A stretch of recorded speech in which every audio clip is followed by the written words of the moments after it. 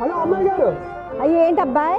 ఈ రోజు మన గ్రామానికి ఎందుకు వచ్చామో చెప్పాలి మరి. మనం బుర్ర కథ చెప్పడానికి వచ్చాం. మా ప్రెసిడెంట్ గారు మిమ్మల్ని ఏదో అడగమంటున్నారు. అన్నా బొంతలు కూడా మీదేనా? ఓరా మీ అమ్మ కోసం వచ్చారా? బుక్ చేసుకోవడానికి గల.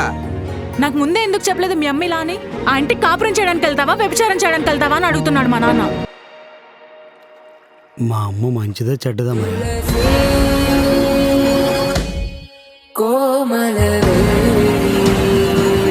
ఒరేయ్, బుర్రకథ చెప్పి మమ్మల్ని కళాకారులుగా చూడకపోయినా పర్వాలేదు.